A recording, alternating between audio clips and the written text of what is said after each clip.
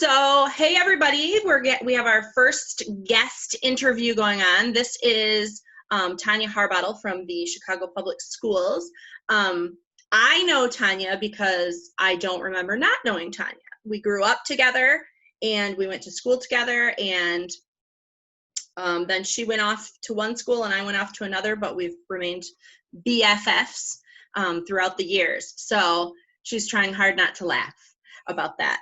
Okay. We will not get into our shenanigans. Probably not. Which is probably why she's good to be our very first guest.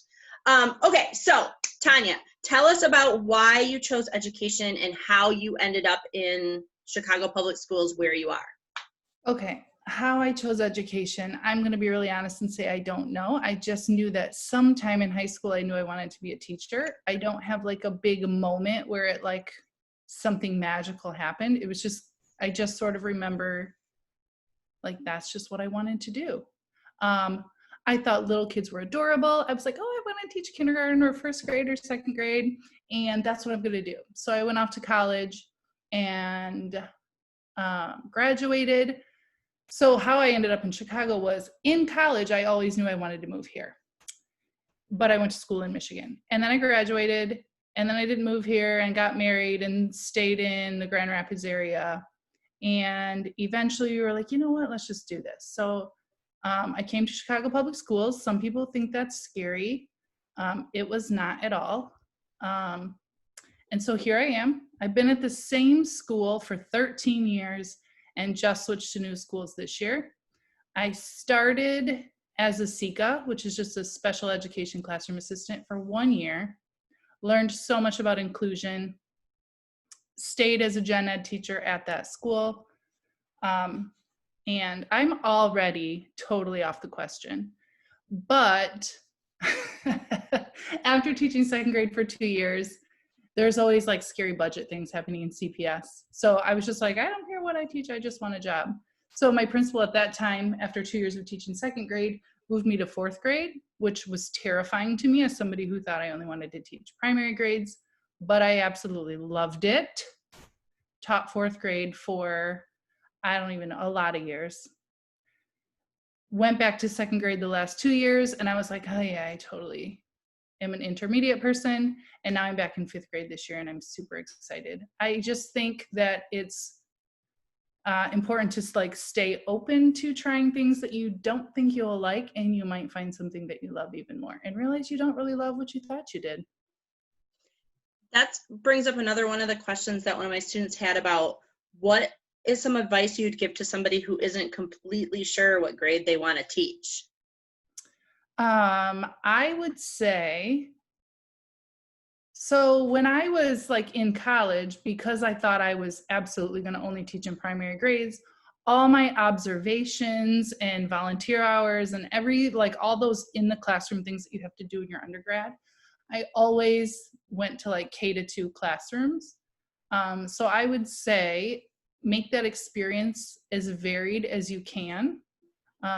Like if you're going to be certified to teach K-5 or K-6, and it's different in every state, so I don't really know what the elementary certification is there anymore. I think but it's whatever you're going to be here. Certified to teach, get into as many different age level classrooms as you can, and not just for an hour, like maybe volunteer. I mean, that's such a weird thing to say right now because nobody's in school. But I would say get into as many different age levels as you can, and talk to the teachers that teach those grades and ask them what they like about that age group and what they don't like about that age group. That's another great transition because somebody said, what do you like? You're like transitioning for me. What do you like best about teaching at those intermediate grades? What's the best thing? So after switching from second to fourth grade, it took me about 2 days in the classroom to go to my principal and say, I love fourth grade. Please don't ever like move me back to primary. I love that fourth graders and fifth graders are like, the thing that I like about them is kind of the thing I like about primary. Like they're still very interested in school generally, not everybody, but that's not true at any age. They're still like very interested in school, and It's not uncool to like your teacher. I like the connections that I make with fourth and fifth graders. Also, they just get my jokes better. When I went back to second grade, I was like, crickets, really? Nobody? I would like just wait for another adult to walk into the room, so I could feel understood. But I think that they're funny. I love connecting with them. And I think that they're so interesting because I feel like you can talk about real things with them. And I think we should be talking more with younger kids about real things. But I just like the way the conversation goes and how they're like so open to it. Like 9, 10, and 11-year-olds might be the most open-minded and accepting people I've ever met. I agree with that. I have an 11-year-old, so. So you mentioned some of the strife in Chicago public schools, and one of my students asked, in one of my previous classes, we talked heavily about the mass school closings in Chicago in 2013. How did this impact you? Okay, so in full disclosure, the school that I taught at for 13 years is in a gentrified neighborhood. We're not talking about middle-class families. We're talking about like 1%ers, almost entirely white. It wasn't like that when I started, I would say. When I started, the primary grades were very gentrified. So a lot of Chicago schools, first of all, are either preschool or kindergarten through 8th grade. So we're like elementary and middle school together.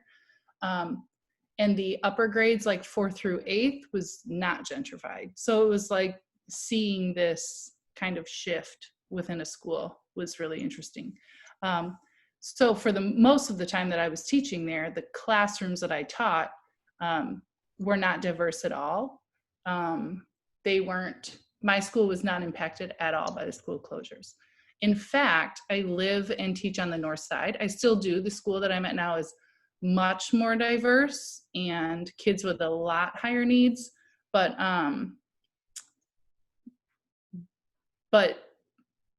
most of the schools that closed were on the south and west side. And if you look at a map of Chicago with the schools that closed and the primary racial makeup of neighborhoods, nearly every school that closed was schools that impacted students of color. And there was one school on the entire north side that closed. And it was primarily because they were just under-enrolled, not because they were underperforming, which I think is so interesting that we close schools that are underperforming instead of giving them resources they need to support kids. That blows my mind. Yeah, because then where do those kids go? And how do they get help? I agree with that. Right. And so those schools were the schools that closed were redistricted. But when you live in a neighborhood and a school closes, the schools around you might be doing better, or they aren't under-enrolled, but they aren't necessarily prepared to absorb 100 more kids or 50 more kids or 200 more kids that are probably in a situation of high need, because that's why their school closed in the first place. Right. That brings me to a couple questions about your school. I shared with them that you teach at Helen C. Pierce, and there were a couple questions about how is being in an international studies school different than the other schools in Chicago public schools? Okay, so one thing that I actually just learned this week, I knew they were an international baccalaureate school, which I know very little about. There are some professional developments and some things that I've been reading that I'm learning more about that specifically, but I'm not sure if it's because it's an IB school or in addition to being an IB school, but they're an independent school, which means they're a Chicago public school, but for whatever reason, they've been able to gain this independent status, which means we follow most of the rules of CPS, but not really all. We have a little more leeway in terms of grading and stuff like that. But I love teaching in Chicago. I love the new school that I'm at. I love the families that I'm serving this year. I send my own child to a CPS school. I have friends that also do. I have friends that choose to send their kids to private school. Could my family afford to send my son to private school? Yes, some of them, not all of them. Some of them are almost as much as I make in a year. But it was really a conscious choice as a parent. So where I live, he's attending a neighborhood school, which first of all, that was really important to me because in Chicago, there's neighborhood schools, which means you go to the school that you live close to. And then there's also selective enrollment schools, which means you test and get into a gifted program, which is not really gifted. It just means you're accelerated, like you're smarty pants. That like could have been an option. As a teacher, I had the option. This doesn't always happen, but because my school was opening their lottery, meaning we were accepting kids from outside our neighborhood boundary, I had the option to send them to the school that I used to teach at. And I made the conscious decision not to do that. And my husband said, but it's a really good school. And I said, academically, it's a great school. I have no concerns about that. I actually did not want my white son to go to a school with all kids that were white. The year that he started kindergarten, my class I had 2 students who were Asian and the rest of my class was white. Like, it's not diverse. I think that's a misconception some people have, right? Like if you're in Chicago public schools, everything is diverse and everything is high needs, but that's obviously not the case. Well, that's kind of the interesting thing about Chicago. As a city, it is very diverse, but the neighborhoods are actually very segregated. So we made the choice to send them to a school that it's still close to the school that I taught at.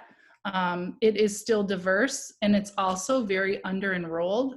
And a lot of the kids who go there actually don't live in the neighborhood. Maybe about half do and half do not, which I think is a good thing because it's probably the thing that's maintaining diversity at the school.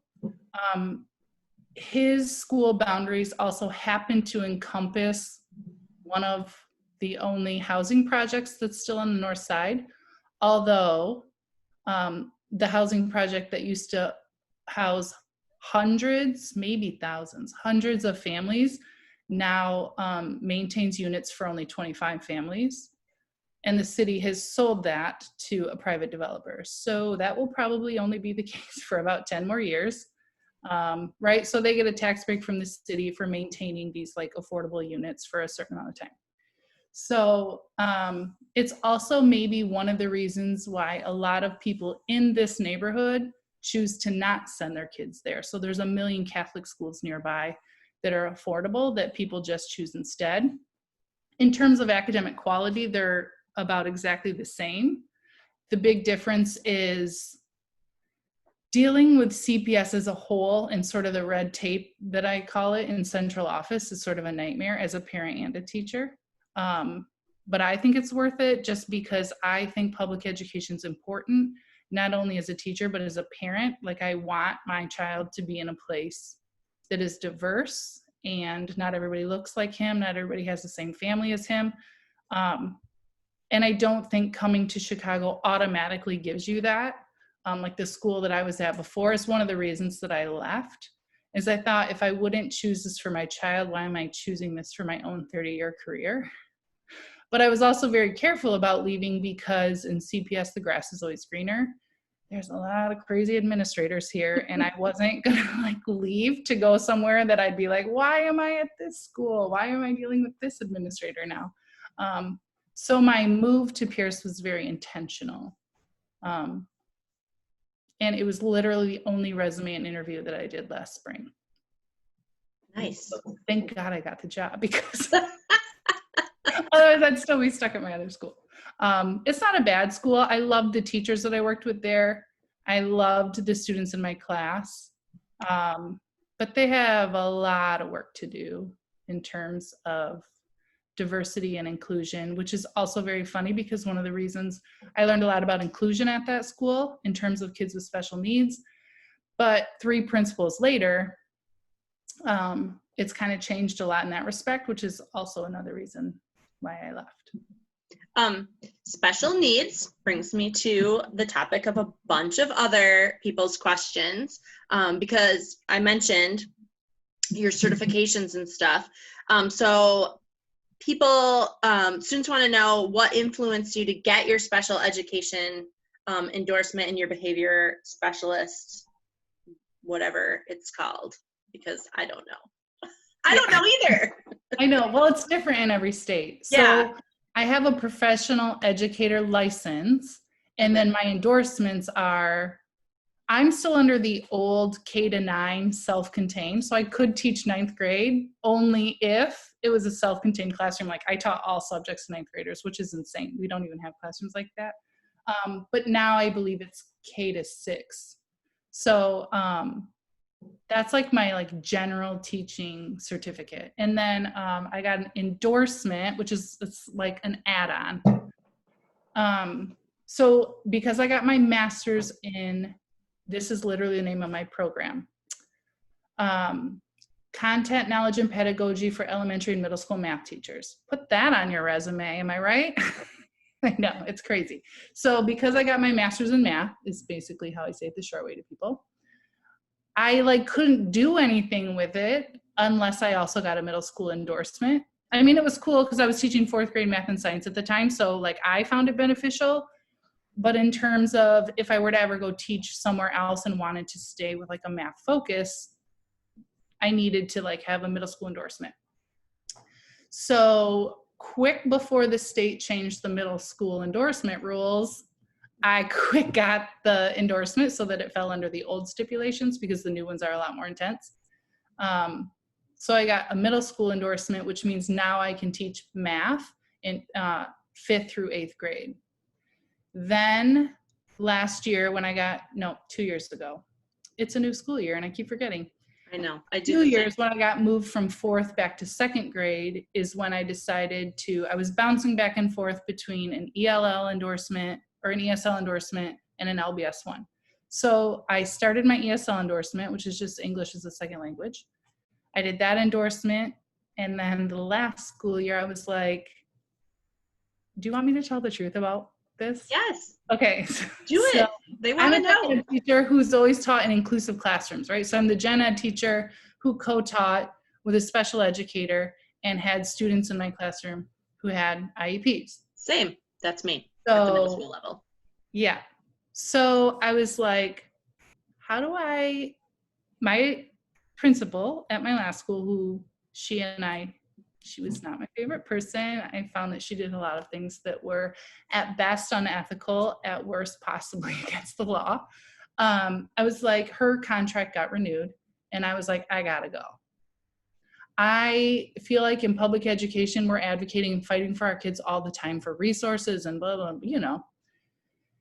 I feel like fighting with my principal should not be one of those people. I feel like she should be on my team. She should be advocating for what's best for our kids, and she absolutely did not do that. So I was like, how can I do this so that I can still teach what I want to teach, but potentially in a better environment? So I decided I will get my LBS 1 endorsement, which is, I don't know what it's called there, but it allows me to teach special education.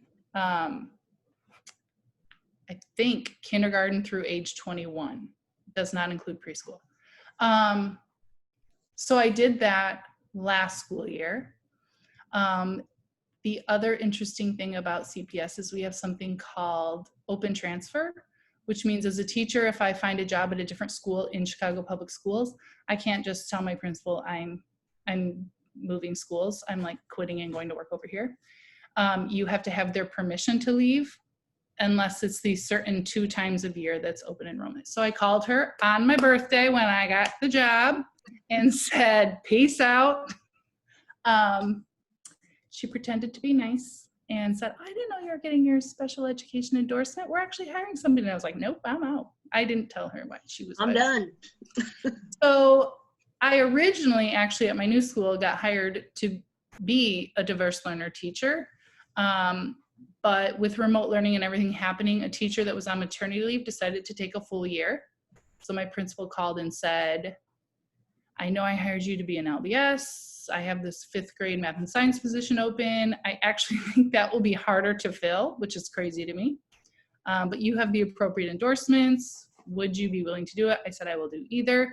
So I'm very happy because I'm actually this year still going to be, I actually just found this out a week and a half ago, so I don't even know if you knew that. I'm actually still going to be a gen ed teacher, but I'm co-teaching math and science for 5th grade with a special education teacher. But one of the reasons I got it was I knew that as a gen ed teacher, I had worked with special education teachers that I was able to collaborate with and work really well with, and others, it was slightly less desirable situation, I'll say. And so, which was another reason I wanted to work at this particular school that I'm at now, Pierce, because it is racially diverse, socioeconomically diverse, and they have a big focus on inclusion. Basically what happened was I called a teacher I used to work with and I said, who's working with the Gust Family Foundation, hooking up with one of those schools? Like what principals share the same like philosophy as me when it comes to inclusion, which is why my friend recommended this school. She said, I think they're hiring. I was super excited then to move into that position. But I wasn't less excited to go back to being a gen ed teacher in math and science because I love teaching math and science. I love intermediate grades, and I still get to be in an inclusive classroom, which was really important to me and one of the reasons that I decided to go ahead and get the LBS 1 endorsement. I can speak to the fact that I knew that you would always be good with special ed students all the way from when you were Stephen's aide all the way back in Granville. Do you remember Stephen? I do. I mean, that was a long time ago. I mean, just so you know, he's got to be like in his late 20s now. If that right. Old, right? Right. Yeah. But that was yeah. I could tell right then that you had the heart for the kids who. If you can change a diaper of a kindergarten for a 2nd grader, I think go for it. Right. Then you are special ed material, I think. I agree. I've also worked with really, like my current special ed co-teacher that I work with is amazing. And I've learned so much about inclusion and accommodation and all of these things with her. And when I taught at the high school level, co-teaching was just having another adult in the room. It wasn't co-teaching. Yeah. So I agree that it's important to have somebody who's like in it to win it as a special ed teacher. Hard. Yeah, it can be hard if you're co-teacher, which is so funny to me that a special education teacher wouldn't share those same philosophies about inclusion, but some don't.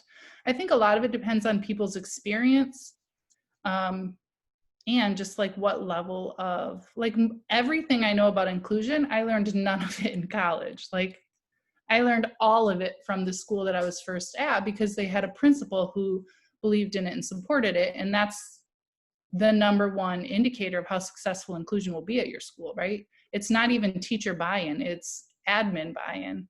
Because they're the ones supporting and providing the PD and like basically making school-wide policies that's like, this is how it's going to be. And importantly, to get teacher buy-in, this is why it has to be that way. And we were fortunate to have a lot of grants where we were able to do a lot of professional development with Paula Kluth, who I think is like the best inclusion expert ever. And weirdly, we became friends because we know a lot of people in common, which was super weird. So I'm not just saying read every book by Paula Kluth because she's my friend. She really is like an amazing expert in inclusion. Awesome. Okay, let's talk about your classroom, like when you're in it to win it. I know that this is your first year at this school, but let's maybe think about before. What did, say, your 4th grade classroom look like pre-COVID? Like, how did you set up the kids and what did your routines look like? Okay, so interestingly, the number one thing that I found out from getting my ESL endorsement and my LBS 1 endorsement is that all that stuff you learn that they keep saying, best practices for students with IEPs, best practices for students who are learning English as new languages, it's best practice for those kids because it's best practice for every kid. I literally was typing like all my ESL assignments. I was like, I feel like I'm typing the same thing over and over again. Like, this is how you should teach all kids. So I feel like if you already know that, then a lot doesn't have to change in terms of like what your classroom looks like physically. I think it's important at the beginning of the year, before you even meet your kids, to look closely at their IEPs, because some things are important. And even though it might not seem important to you or the class as a whole, it can be a really big deal for that student. Or like reading those emails you get from parents that are paragraphs long telling you about how special their child is. Got a few this year. And they're not even, I'm that parent with but my also, middle kid. They're not even kids always with IEPs. Like, some parents I only do it for my IEP kid. My other kids ain't special. Just kidding. So like even this year, even within COVID and remote teaching, we're going to be like 100% on Google Meets this year. And I have a student who has crippling anxiety, I'll say. It's like pretty severe. And to the extent that last year when she was in 4th grade, she was actually out of school for a month because she was doing like a program at a hospital. And then she worked her way into like half days at school. And then she came back full time, and then school's closed a week later. So that's important for me to know. Because we're remote, you know, our policy is students have to have their cameras on. As a teacher, I'm going to tell you, I'm not going to enforce that policy. If a student's camera is always off, I think it's important to know why. Like, is their camera off because they're turning their camera off and walking away and playing? Or is their camera off because they have crippling anxiety and seeing themselves on the screen like triggers a strong reaction? So I'm obviously not going to ask her to turn her camera on, and that's important for me to know. I will say to the whole class that, especially as a new teacher at the school, I encourage you to have your camera on because I really want to like know what your face looks like, and I want to hear you talk. She also won't speak. She'll talk to me through the chat. Like, that's important for me to know. So I think one of the important things to do at the beginning of the year is read through kids' IEPs and 504s.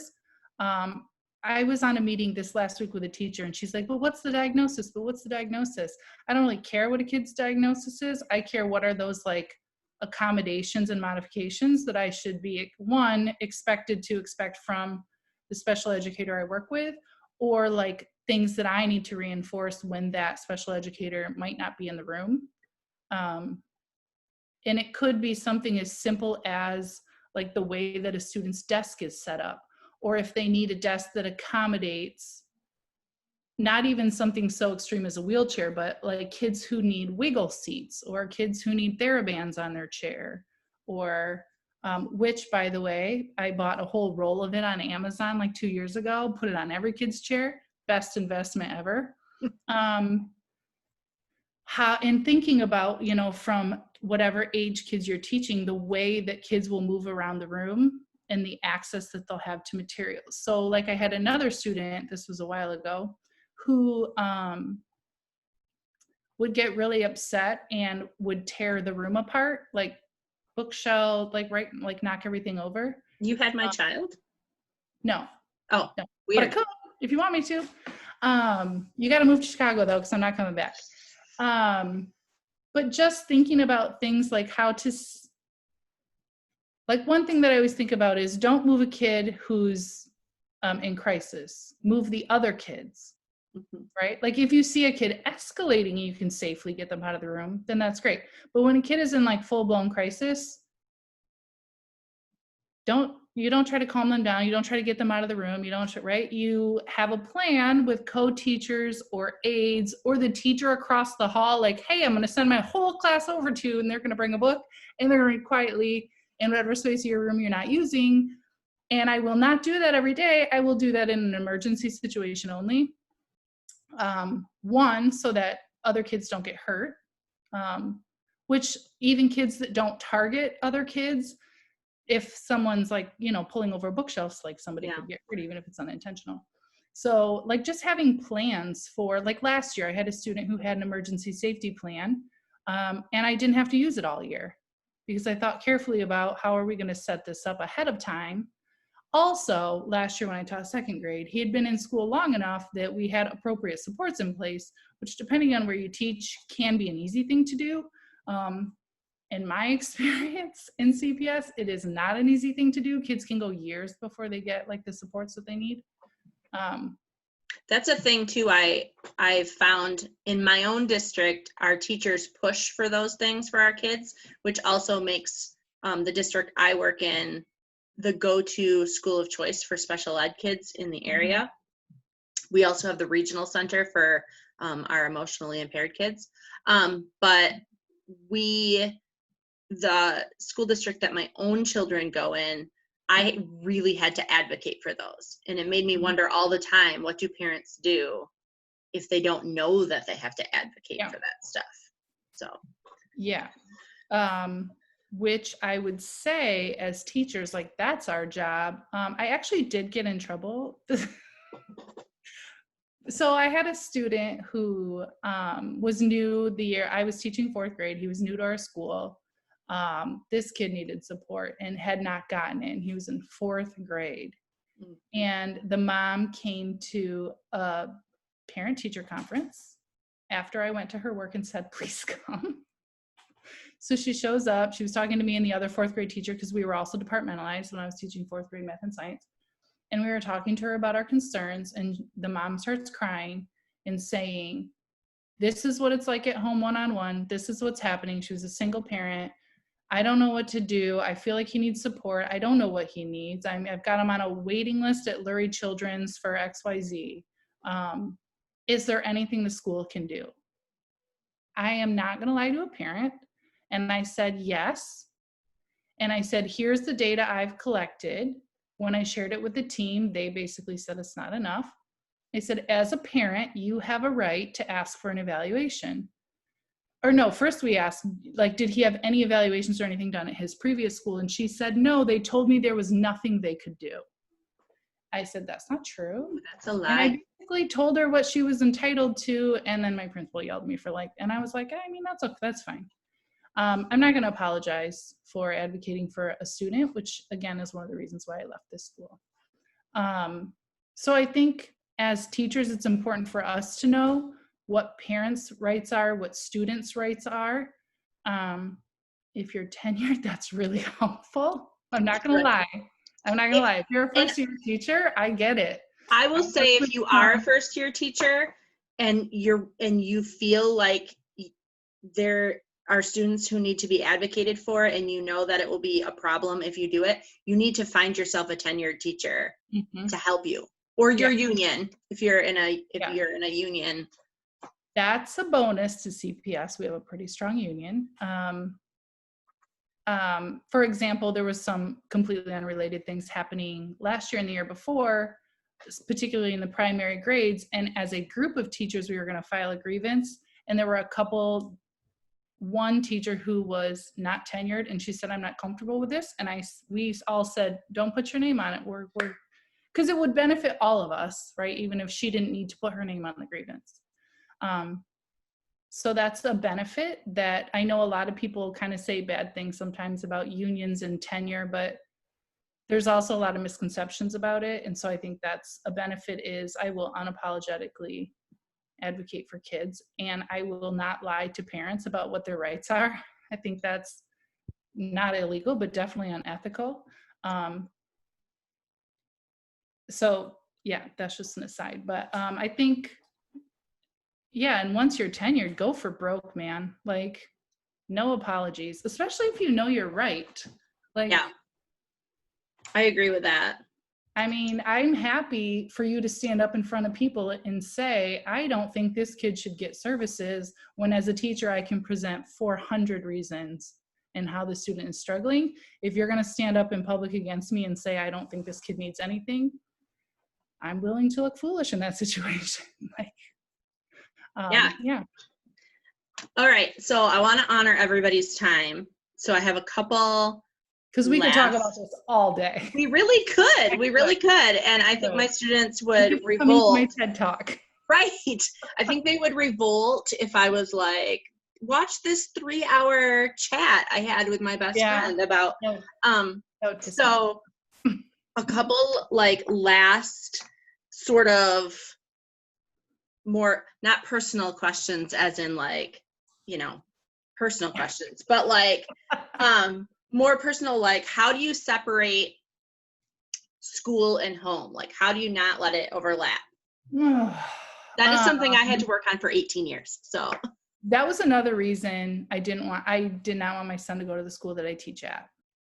I currently love the school I teach at and I would love for him to be there, but I'm really good at compartmentalizing my life. So I need to be the teacher at this school and I need to be the mom at the school events.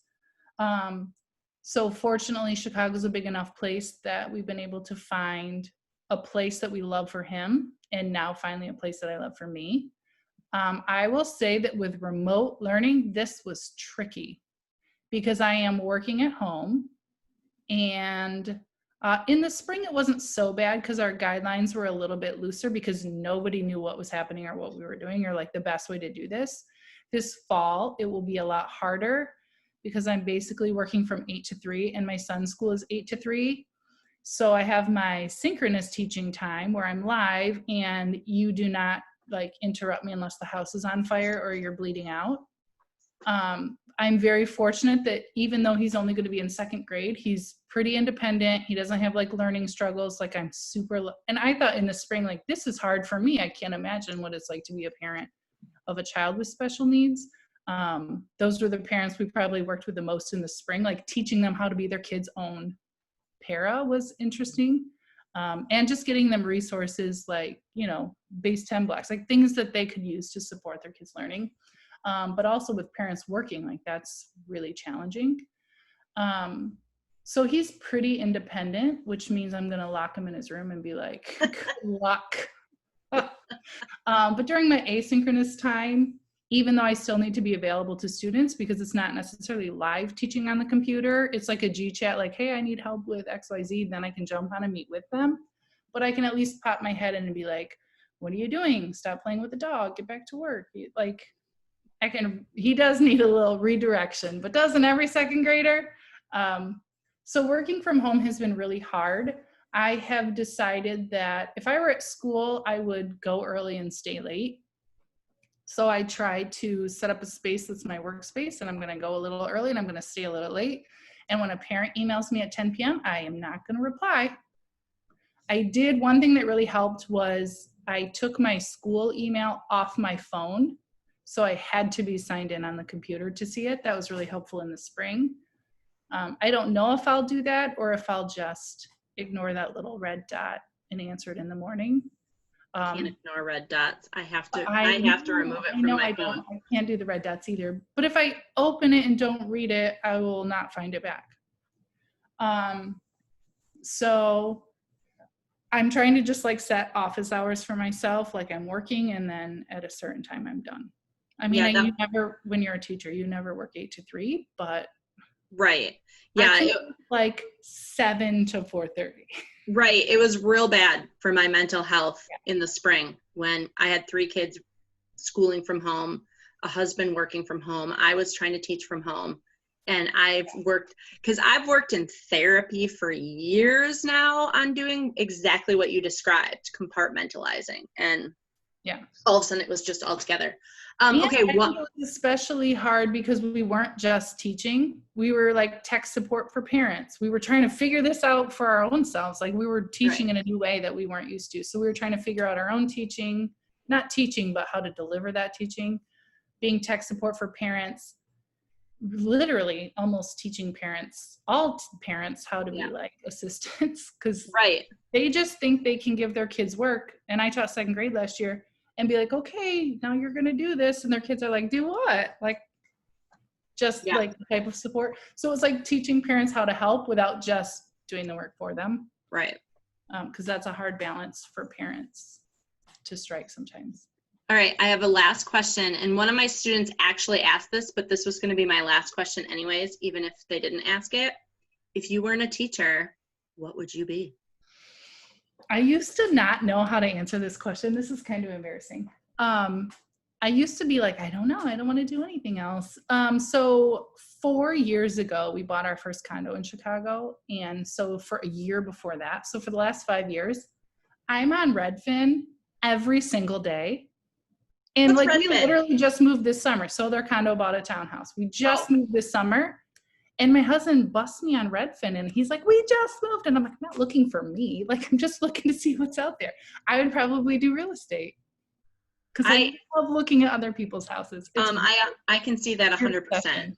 And you've only moved 87,000 times in your life. Well, yeah, but that's because like we were renting, you know, when we first moved here, and then you move to a bigger place and a bigger place, and then yeah. I love that. I love that. All right. Thank you, Tonya, for being here for my students. And hopefully they watch this and write good replies on the discussion board.